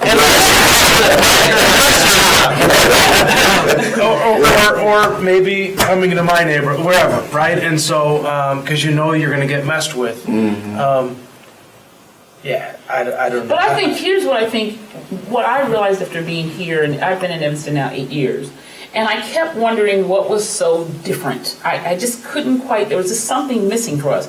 And what I realized for me in this area is that we do not cross racial boundaries in general, socially. So in Bloomington, me and my husband had an incredible social life, and just by the nature of the fact there was only 2% African Americans there, most of our social circle was white. But that never crossed. We always fellowship together. But I can remember specifically a white Jewish guy who's a very good friend of ours, and he came to the house. We invited him for dinner, and he came in and he sat down, and I said, all right, well, I want to go to the grocery store now. And he said, grocery store? I said, yeah, what do y'all want? And so I started putting together the grocery list, and he came back. He said, is this for tonight's dinner? I said, oh, Al, you got to understand, when you come to a black person's house, dinner means 3 hours up front of socializing, grocery shopping, picking the chick, whatever that means, and then you eat. Right. Whereas, and he said, but in my house, you come and eat and get out. I was like, that's right. Well, I get there, and it's 5 minutes later, and I was expected to leave. Those are broad generalizations, but what I say is that we were able to engage with our friends in Bloomington, those very kind of open dialogues that allow for richer understanding of humanity. Whereas here, I find that it's very segregated. My experience has been it's very segregated in this area. So then you don't have those kind of give and take conversations. I don't learn anything different. And so I think that that's a big part of it. Well, doesn't it go because you're supposed to know, because you're living in Evanston? So I'm supposed to know That's right. what your hair is because I live in Evanston. That's right. I'm supposed to know your cultural. The truth is we have probably totally different setups. Yeah. I hear you, I'm hearing you, and I'm like, it's a completely different setup, right? I actually never dialogued truly with a black person until I started working at Northwestern University 12 years ago. And then for me, I think that having my kids in District 65, they are both students at Bessie Rhodes, and having the tweet proposal thrust upon us on a Thursday night from the district, November 1st, was shocking. At first I was like, oh, they phrased it as an addition. This is going to be a good thing. And then wait, there are only 2 classrooms per grade at Bessie Rhodes. They're not talking an addition. They're talking about a takeover of a school. And I get that change is challenging, and there is going to be someone making sacrifices. And I know at first I was all up in arms, like, you're going to take away Mandarin, and don't you know, after Spanish, Mandarin is like the next spoken language in District 65, and we already offer Spanish half the year and Mandarin half the year. Why are you? I just didn't understand the why. So then, Pat, you asked, what are we doing? And for me, the first thing I had to do was take out the emotional, take out the mama bear, and take out the, why are you trying to take over things? And I started looking at the numbers of Evanston. And the reason why Evanston needed to add 2 classrooms of TWE, so TWE is two-way immersion, so it's bilingual education, half in Spanish, half in English. Okay. The reason is because if a student is coming with Spanish speaking, they're either offered a spot in a TWE classroom, so bilingual classroom, or with ESL. And right now, Evanston schools, elementary schools already have 6 classrooms, and they need to add 2 more because to be academically successful, our Spanish-speaking students need to have a 50-50 split. And looking at the numbers, some of them were as rough as Dawes, for example. They have 18 Spanish-speaking students in the kindergarten classroom and 5 English-speaking. That is not 50-50. That's 20-80. So something needs to happen there. I think the only schools that were even close to being even was Washington, where they had 10 English-speaking and then 12 Spanish-speaking. So that was their closest, 45 to 55. So by creating these 2 classrooms at Bessie Rhodes and to create this 50-50, that then meant that kids were going to be bused all over the district to Bessie Rhodes.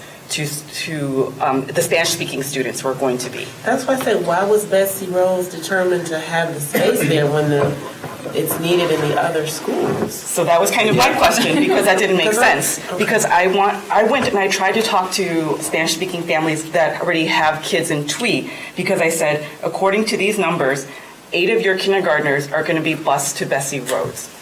And I think for the Spanish-speaking families, and I have broken Spanish-speaking ability, I think their understanding was the district was acknowledging that they could have a community at Bessie Rhodes. And so they didn't see too much of a problem with that. And they kept saying to me, well, if I have a child in 3rd grade, they're going to keep my kids together because that's what the district promised me. Not, 8 of our kindergartners that speak Spanish are going to be bused over to Bessie Rhodes. And I think because we aren't a neighborhood school, it's kind of like the problem we talked about, like Street H and Street X. we don't have this You don't have an anchor solid school. area. We don't have the property taxes to support it. And then one of the questions that I had, sorry, I'm all about numbers here, is the breakdown. Bessie Rhodes is 37% Black, 28% white, 13% multiracial, 9% Asian, and 13% Latino. So I love how diverse it is. I volunteered for my son's field trip, and I asked each kid, like, if you could go any country in the world, where would you want to go? I found out that someone was from Jamaica, another kid was from Somalia, there was one kid that spoke French, and then my son said he wanted to go to Australia, even though we're Chinese, but that's fine. But it was just so great. And then there was another girl who was from Brazil, and we were just like, let's go explore all these exhibits at the Field Museum to just really embrace it. And so my problem with TWE is that adding the 2 classrooms at Bessie Rhodes, transforming it, it doesn't really open up spots for Spanish-speaking children. It creates that 50-50 split, but it also means that parents are going to be busing their kids over to Bessie Rhodes. And keep in mind, there's also a time difference. Bessie Rhodes starts at 8 a.m., where the other elementary schools don't start till 9:05 a.m. So there's that. Do you really want to talk about busing in Evanston? We can talk about Fifth Ward too, about how there's no school and how they go everywhere. Oh, okay. But then my Yeah, that's biggest what I want. question too was the English-speaking students. I looked at the racial breakdown that's available on the district website. 80% of them are white. Now, like I said, this 50-50 split doesn't really create any extra spots for Spanish-speaking students. But what it does do is it creates 39 slots for English-speaking students that are currently at 80% white. So what I was scared of, and I voiced this at the different district board meetings, is I am scared of Bessie Rhodes going from this beautiful, diverse pot, focusing on global studies, to suddenly 50% Latino, and then this 80% will be white as this takes over, as our teachers are losing their jobs, as our staff will be losing their jobs because they're bilingual. And I think Bessie Rhodes is one of the schools here in Evanston, like one of the top 3 that employs the most Black teachers and staff. So that's kind of my question to you. And the thing is, like I said, I had to take my personal and emotions out of it and just start looking at the numbers and looking how it is the Black students with the rest of Evanston that is lacking in the skills. It's just tremendous.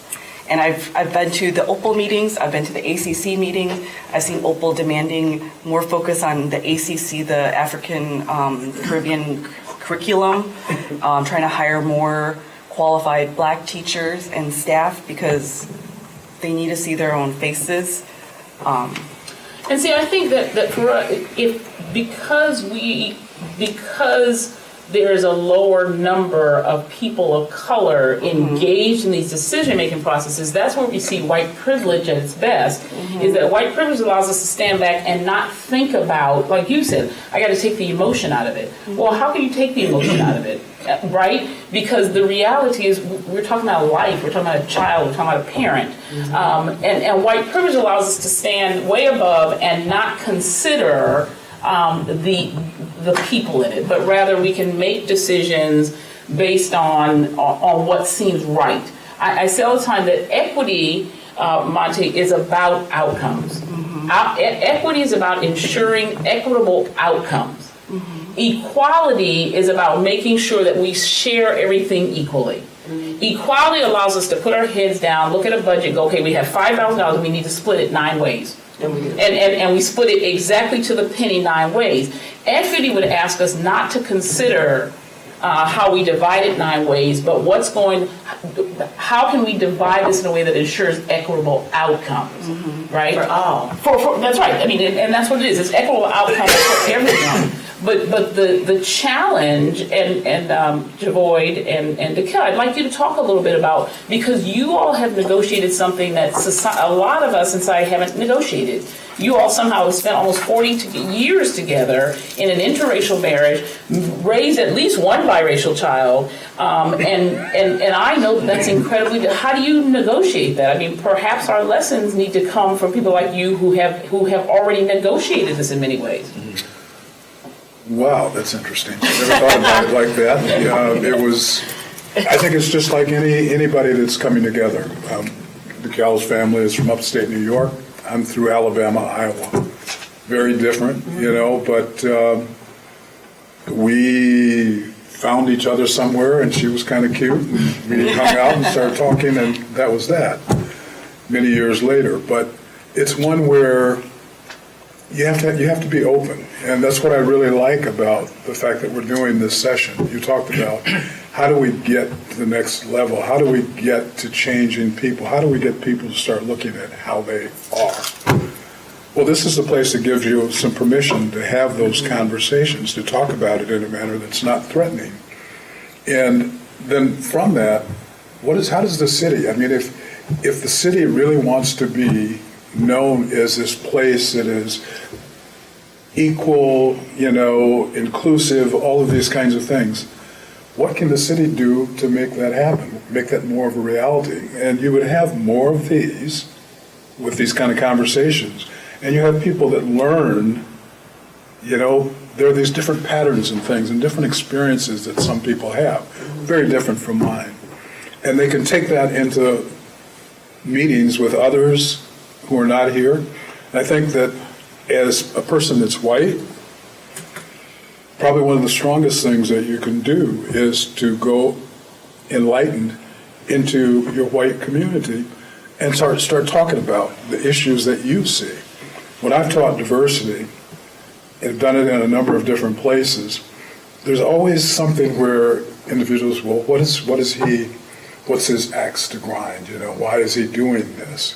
Not the fact that it's just good work to be doing, but why is he's black, and of course. I always say diversity best done would be a white guy that gets it and carries that into those communities and so on to advance that, because as you say, there's work that needs to be done at all levels, and not all of it can happen at the same time. This open dialogue is great, but then you got to go back and have some conversations with your other folks that you deal with on a day-to-day basis about what you're experiencing, what you're learning, and open up their eyes.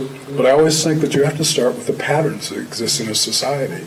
And name them. You have to name them. And name it. And these are the things that give us something to work at or to think about. Why is my experience so different than yours? Why do I have to teach my son that if he's stopped by a policeman, keep your hands very visible in front of you, tell him what you're doing, and all these kinds of things? Whereas in other places, I don't think that's the same conversation that happens in white America. There's an assumption that you won't be, harmed. And I think, thank you for that, because I think we need to help people understand. We throw out terms like white privilege, implicit biases. DeKel, you talked about microaggressions. And I was doing a training the other day, and someone asked me, what's an example of a microaggression? And I think that we have to understand, white privilege allows people never to have to think about what you have to teach your black boy, right? Never. For me in Bloomington, Indiana, to have to stop and teach my son, at the age of 7, okay, you can never pee outside ever again. I know that boys run across and they go pee in the bush, but you're a black boy, and you have to understand the implications of that. Well, I think helping people understand what we have to ask our children to negotiate, what we as adults sit in a parking lot as a mother of 2, and I'm sitting in the parking lot crying. And what most people say, sticks and stones may break your bones. Get over it. What are you whining about? Oh, they're just an ignorant person. But when you continually, moment after moment and day after day, live the abuses heaped upon you, what does that feel like? And particularly, what does it feel like as an adult? I'm an adult. I can remember very vividly in Bloomington, Indiana, administrator at Indiana University, big meeting in the morning, got to go run to the store and get my stockings, my pantyhose. And I get to the CVS, and when I go in, once again, there are no pantyhose for women of color. And so I'm standing there going, what am I going to wear? I as a woman going into a meeting, it's my choice, but I'm not going to wear slacks. And I'm standing in the CVS and tears start rolling down my face. Because I cannot dress myself appropriate because of the color of my skin. And to understand what that means, with Indiana University, we ultimately did a project where I said, I can't recruit people of color here. They want to know where's the barber shop, what school are my kids going to go to, how many kids of color will be in my classroom. Recruiting people to Bloomington, Indiana was near impossible.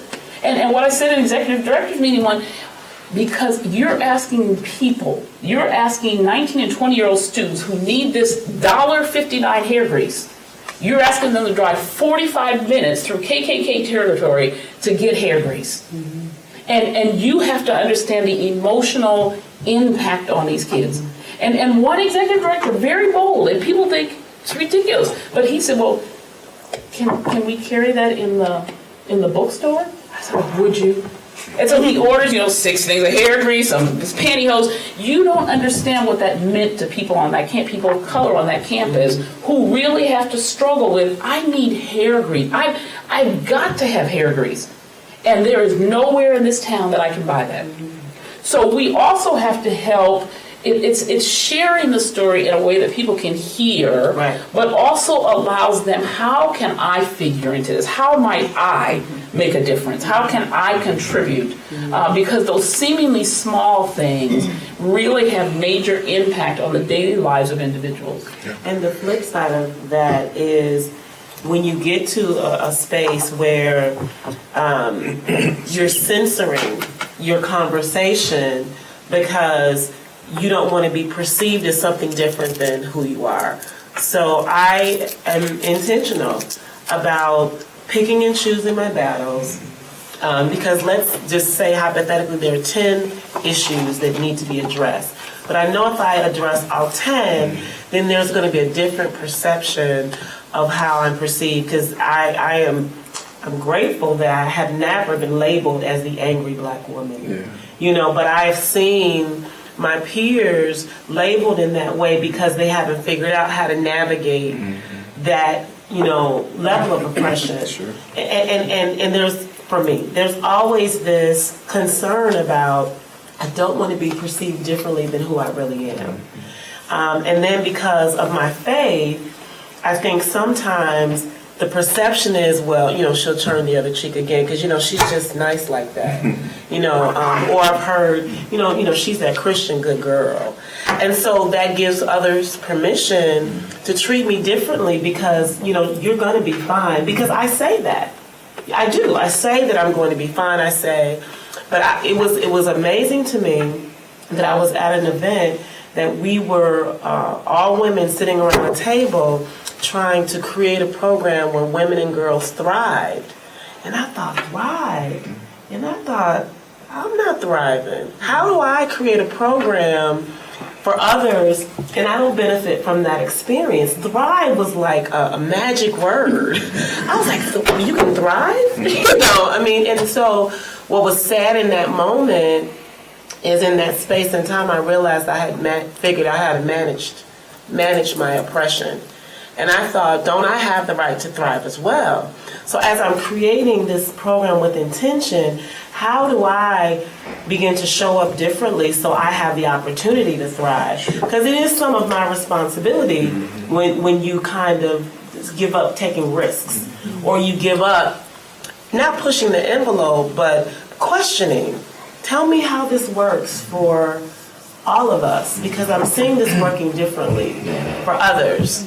And I'm not a part of that other. And I just wonder how can I be a part of that other? Whatever that may mean, because I don't know how you're defining it, but I know I'm not a part of it. When I hear that, and I hear your story, and you talk about coming in as that's a class issue, right?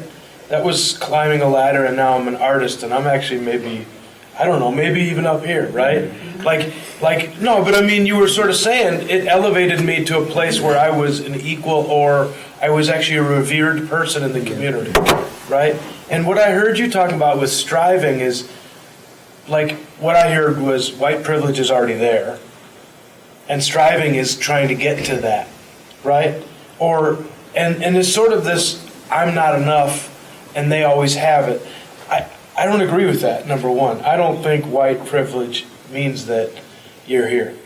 I think that's a perception. I think that's a thought. When you say here, it means I have arrived, or? Well, I hear the word striving, and it's like striving towards something else. And when I hear the word white privilege, it's like just because you're white doesn't necessarily mean you've arrived. Or You were saying thriving. Thriving. That's Thriving. I know. I'm combining a couple thoughts. I agree with you that white privilege may not necessarily mean arrive, but in my world, white privilege is an elevation above who and where I am. And it's an automatic space of time for me. So I can just speak for me. So white privilege to me does mean that there is a different level of hierarchy. There is a different, so I have to work so much harder to get to another level. I have to prove my credential. I have to prove my expertise. I have to prove that I have a right to sit at a table. I have to prove that I have a right to have voice. Whereas white privilege has to prove nothing. But also, let me interrupt just a second there. Talk about, because when we talk about white privilege, I want to be clear about what we're talking about. White privilege simply means that because of the color of your skin, you have some privileges that I don't have because of the color. You get a pass. So white privilege allows you to think about, well, let me hurry up and get home. I got to get out of here. Whereas I don't have that privilege. Because I don't have white privilege, I have to think it's late. I better not take Emerson. Let me go this way. And boy, I need gas, but I got to think about where I can stop for gas. And there's nowhere in this general. So I don't have the privilege as a woman of color. I don't have the privilege not to consider some things, right? And so it's not that I want white privilege. I just want to not have to think about it. I just want to go home. I've had a long day. I want to go home. And I don't want to have to study the map or call my husband and go, well, I'm going to come down Emerson. And then let me further say that white privilege, I'm going to get killed for this tomorrow, but white privilege, there's nothing wrong with it. What's wrong with it is how we use it. Right? So when you have the privilege and you only use it for yourself, then that's where it's dangerous. But when your white privilege opens a door for you and you say, hey, Pat, you come with me, or hey, Pat, I'm going to hold the door for you, that's where we get beyond that.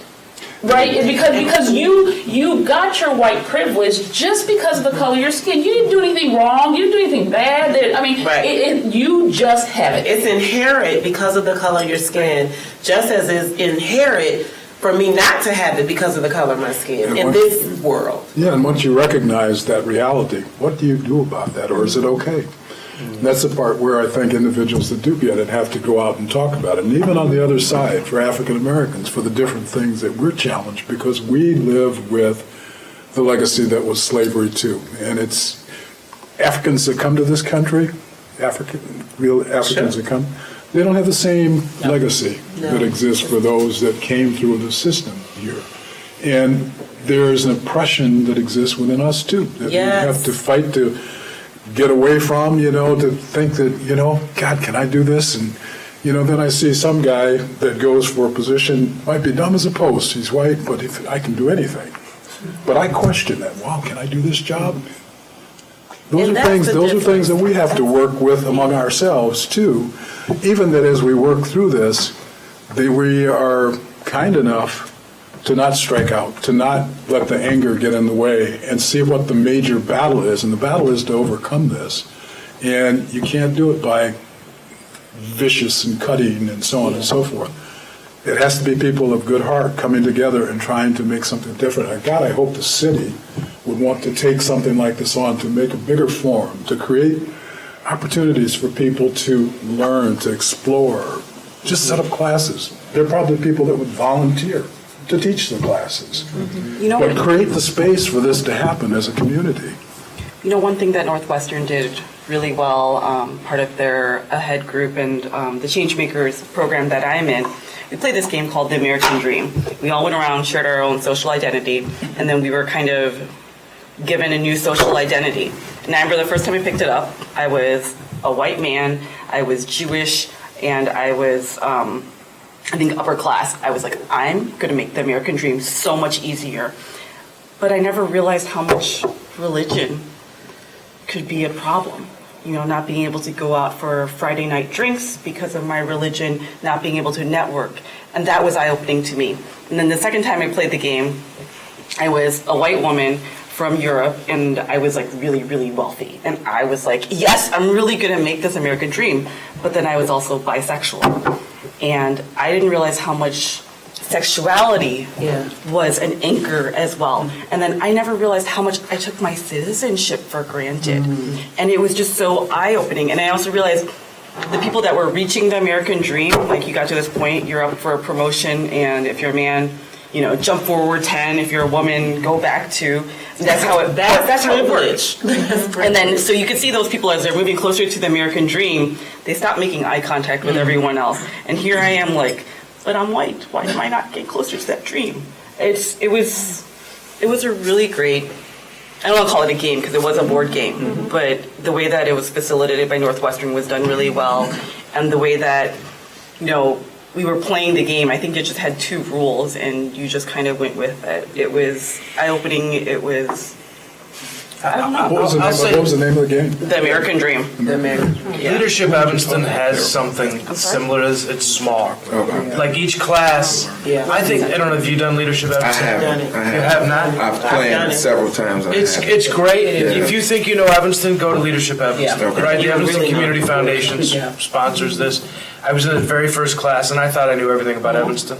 I was, probably closer to what DeKelv was describing, just I'm from Evanston, so therefore I know everything, and no.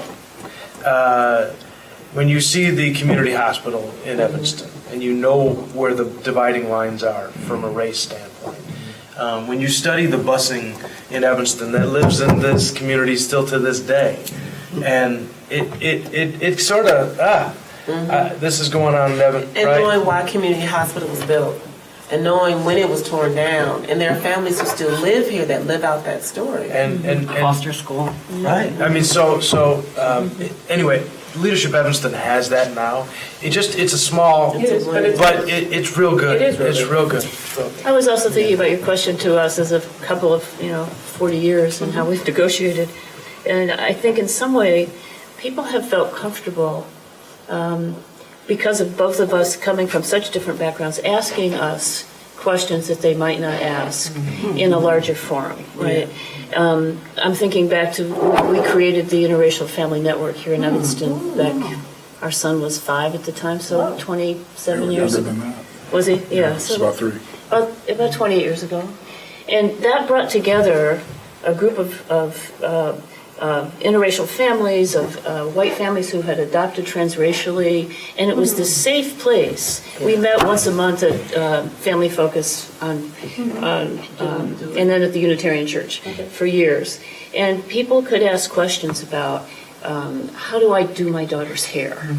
And it was a safe place where they could ask questions of each other that they wouldn't ask of anybody else. And that's kind of a metaphor in some ways. I'm thinking we have this holiday party this weekend that brings in like 50 people to our house, and it's this multiracial group of people that have somehow, they're all our friends, and as you were saying, you haven't found that in Evanston. I don't know if we found it because we're an interracial couple and we just brought that to us, but that looks like Evanston to me. That's our neighborhood looks like what I think Evanston is about. The rest of Evanston doesn't necessarily look like that.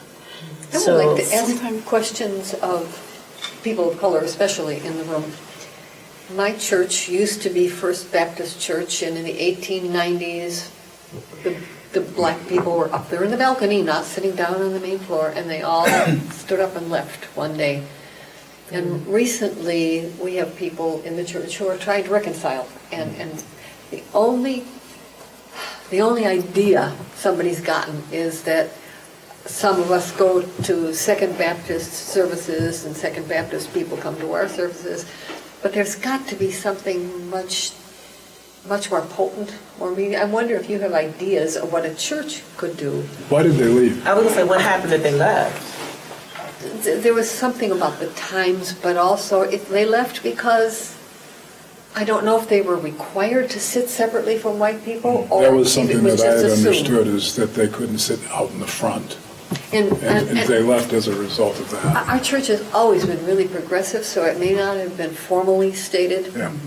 but it may have been. And if the intention is there, it's the same. Right. And let me answer that to some extent. One of the things I think we have to be careful and understand is that, and I did pastor an all-white church, and it was a very difficult road, and it is a road that I don't encourage unless you have some good training and are really prepared for the fallout. But what I say to groups is it's not always as simple as that. It's not just opening the door and letting people come in. But my entire style of worship is very different. Being an all-white church where it wasn't okay, it just wasn't the thing. You didn't clap during. In fact, during the music, they had the musicians behind you, and you weren't even supposed to turn around. And the whole point was to simply enjoy the music. But understanding that just opening doors and ask somebody in doesn't always resolve the issue.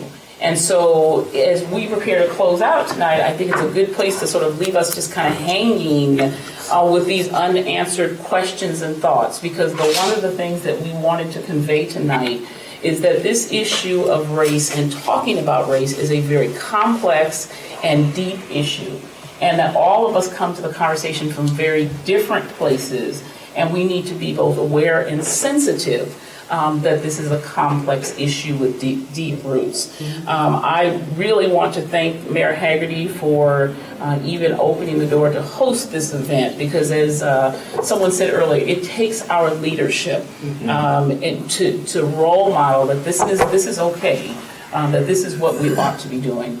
I certainly want to thank each one of you. I mean, on a Monday night from 7:30 to 9:30 to come out and find yourselves in a position where I think very few of us actually knew each other, but are willing to take the risk to engage. I say thank you for that. I do want to put on the table that on February 23rd, we will be having an equity brunch. The theme is a divided community united. Our goal for the city of Evanston is to bring about this very real conversation so that we can stop talking about the two Evanstons and rather understand that we are truly integrated. It's not enough. I need more than just to be a part of a community where I can count the diversity. Oh, that's great. We got this, this, and this. I want to live in a community where I can have and give the respect that I deserve, and where I can be free to move about being exactly the person I am. So I thank you all tonight. Mayor Haggerty, if you want to give us some closing words.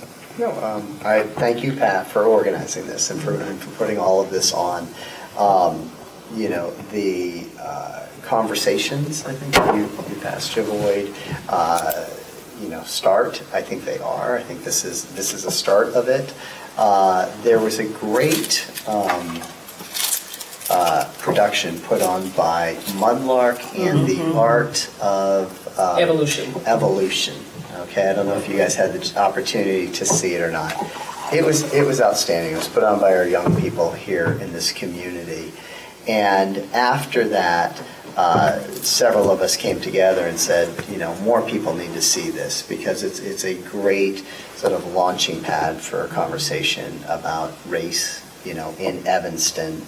And thanks again to Pat's work and to other people's work at Mudlark and the Evolution of Art.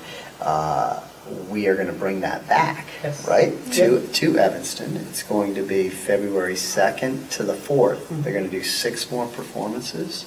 ETHS, I believe we're going to have it at their small auditorium, that great auditorium that they have that holds a couple hundred people. And so I think, with that, with the conversations that we're initiating here out of Pat's group,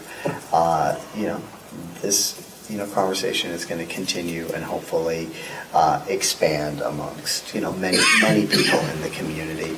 I personally just think it does start with you. With each of us. It's not you or you, it's me. It's all of us. And I do think, at least for me and my perspective over my lifetime, has been that,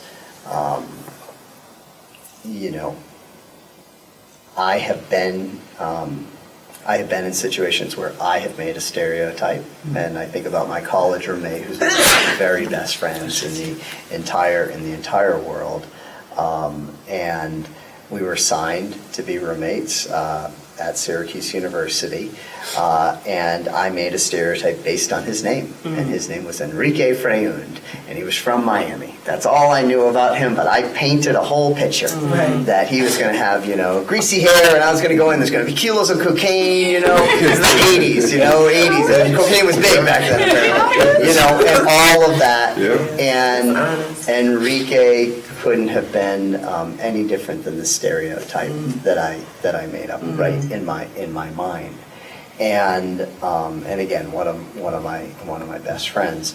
I have been in situations where I had a black employee who worked for Haggerty Consulting, incredibly well educated, so much more well educated than me, and was working on a project in Houston.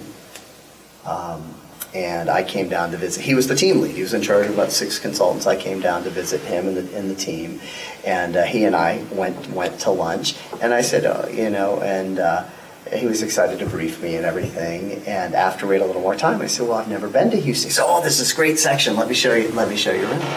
And so he showed me around that section of town. Next thing you know, there's a police car right behind me, right? And right behind us. We've done nothing wrong. Other than, to my thing, well, he's a black guy driving a car, and here we are, maybe in a neighborhood that this officer doesn't think, he should be in, and I've seen that happen, over my lifetime. On the flip side, when I think we talk about,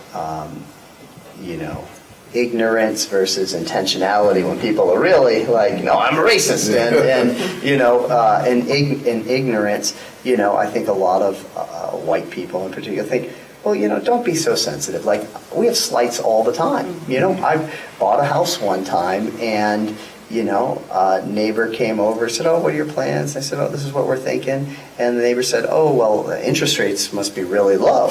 Because otherwise, how could you, afford this, And it was a slight, I don't think, I think it was, again, and I've had a few of those. But I also have thought, like, I am not, or maybe I am, labeled, but we all are, I suppose, by the color of my skin. And so while we have all had slights, I do think that racism, exists. The intentional, super bad. The ignorant, still a problem, right? Especially if it causes pain and leaves people with pain. And so I think it is about being reflective and introspective, and what can I do from where I stand?